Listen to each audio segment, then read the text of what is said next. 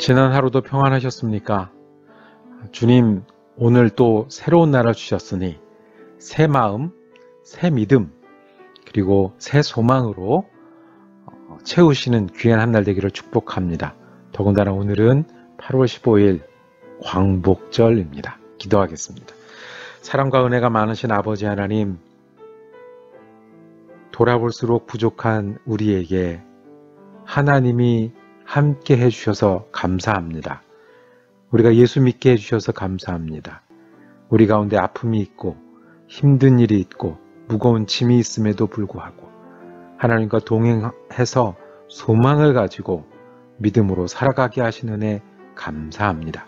오늘도 주님, 우리가 무슨 일을 만나든 어디에 있든 그리고 우리 육신이 연약하고 마음이 힘들 그 순간에도 주님 붙들고 힘을 얻고 소망을 새롭게 하게 하여 주시옵소서. 우리가 잊고 잘 안 될 때 주님이 우리에게 오시고 성령으로 충만케 하여 주시옵소서. 특별히 오늘 광복절을 저에게 주심을 감사합니다. 하나님, 우리나라 축복하여 주셨고 우리나라를 압제에서 일어난 자유로운 나라 만들어 주셨고 가난을 겪고 일어나 하나님 앞에 충성할 수 있는 나라 만들어 주셨으니 너무 감사합니다.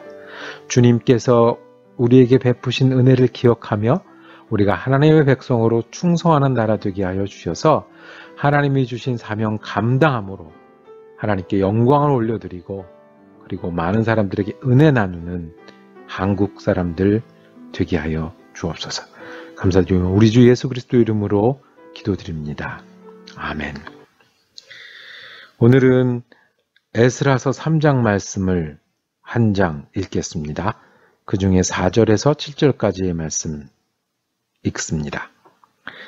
기록된 규례대로 초막절을 지켜 번제를 매일 정수대로 날마다 드리고 그 후에는 항상 드리는 번제와 초하루와 여호와의 모든 거룩한 절기의 번제와 사람이 여호와께 기쁘게 드리는 예물을 드리되 일곱째 달 초하루부터 비로소 여호와께 번제를 드렸으나 그때 여호와의 성전지대는 미처 놓지 못한지라. 이에 석수와 목수에게 돈을 주고 또 시돈 사람과 두로 사람에게 먹을 것과 마실 것과 기름을 주고 바사왕 고레스의 명령대로 백향목을 레바논에서 요빠 해변까지 운송하게 하였더라. 아멘. 에스라서 3장 말씀 제목은 오늘 다시 예배, 다시 성전입니다. 다시 예배 그리고 다시 성전이란 제목으로 은혜 나누기를 원합니다. 에스라서 3장은 1절에서 5절까지 6절 초반까지는 첫 번 예배를 드리는 것입니다. 예루살렘에 돌아온 사람들이 하나님께 다시 예배를 시작하는 거고요.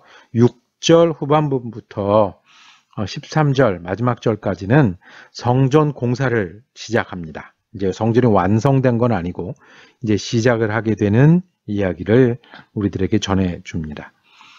1절에 이렇게 시작을 합니다. 이스라엘 자손이 각자의 성읍에 살았더니 일곱째 달에 이르러 일제 예루살렘에 모인지라 그랬습니다.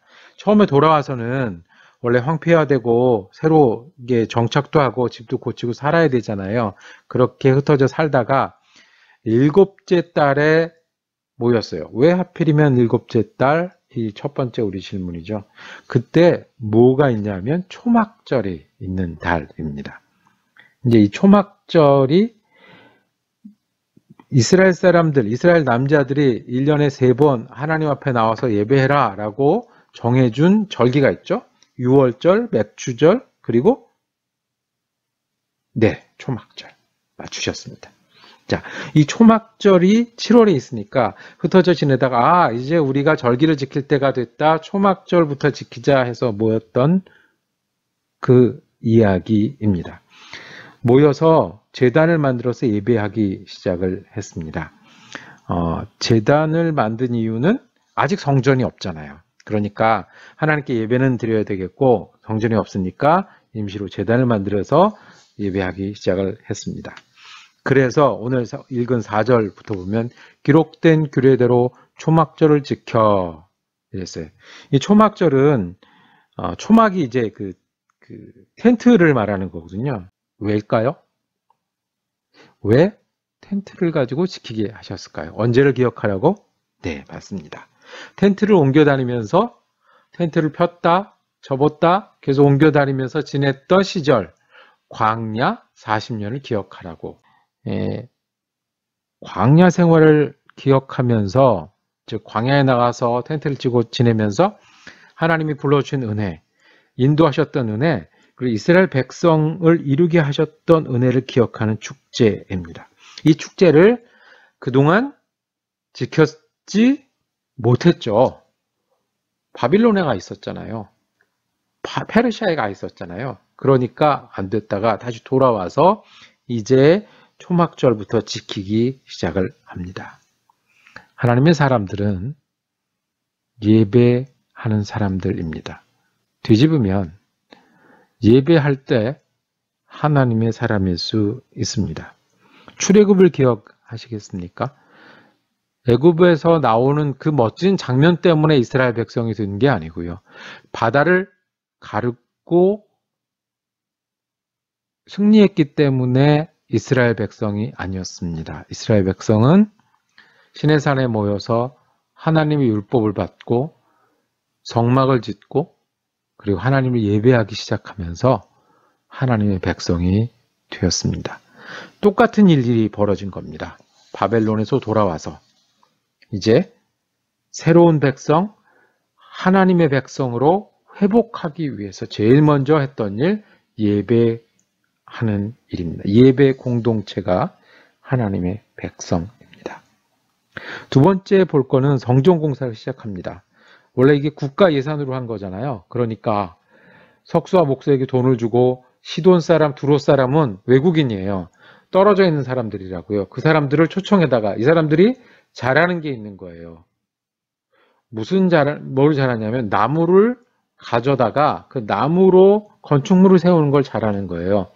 백향목을 가져다 지어야 되는데 백향목은 레바논에 있고 시돈 사람, 두로 사람이 사는 그곳에 있고 그것들을 이동해야 되는 거예요. 베어서 바다에 띄워서 이렇게 나무를 들고 다닐 수 없으니까 띄워서 그거를 이동을 해서 다시 이쪽 산성까지 들고 오는 일들을 하고 짓게 했다는 겁니다. 그리고 기초를 놓았습니다. 기초를 놓을 때 감사 예배를 드렸어요. 감사 예배를 드리는 장면에 어떻게 표현되어 있냐면 즐거이 부르는 소리와 통곡하는 소리를 백성들이 분간하지 못했더라. 큰 소리가 났는데 어떤 사람은 대성통곡을 하고 어떤 사람은 너무 좋아서 소리치고 했다는 겁니다. 이 성전의 기초를 놓은 날, 지금 우리말로 하면 기공식을 하는 날, 성가대가 찬양을 하고 규례대로 감사 예배를 드릴 때 우는 사람들이 있었어요. 누구냐면 제사장들, 나이 많은 사람들. 이분들은 무슨 기억이 있냐면 잡혀가기 전에 성전을 보았던 기억들이 있는 겁니다. 얼마나 아름답고 거기서 백성들이 어떻게 모였고 그리고 어떻게 예배했던지를 보았는데 그것을 다시 짓기 시작하는 거예요. 그리고 그것이 기억이 안 나거나 아니면 더 젊은 사람들은 너무너무 좋아서 야 이제 드디어 시작하는구나. 드디어 우리가 새로운 저쪽에서 2등 시민으로 지내다가 여기서 시작하는구나라고 기쁨의 노래를 불렀을 겁니다. 찬양 가사도 있어요. 11절에 보면 여호와께 감사하여 이르되 주는 지극히 선하심으로 그의 인자하심이 이스라엘에게 영원하시도다. 다윗이 지은 시편, 다윗이 때부터 불렀던 아마 찬양곡인 것 같습니다. 그림이 그려지시죠? 우리가 오늘 광복절을 지내는데 일부러 맞춘 것처럼 이렇게 됐을 거예요. 광복의 소식을 들었을 때 어떤 일이 우리나라 사람들이 이루어졌겠습니까? 실은 그때 우리가 훨씬 더 많은 사람들은 소망을 잃었을 겁니다. 광복을 했으면 좋긴 하겠으나 할 수 있을까? 그날이 올까? 그랬을 때 정말 많은 사람들에게 갑자기 광복이 이루어졌습니다. 그 일제 오기 전에 우리나라의 모습을 기억하는 노인분들 계실 거 아니에요.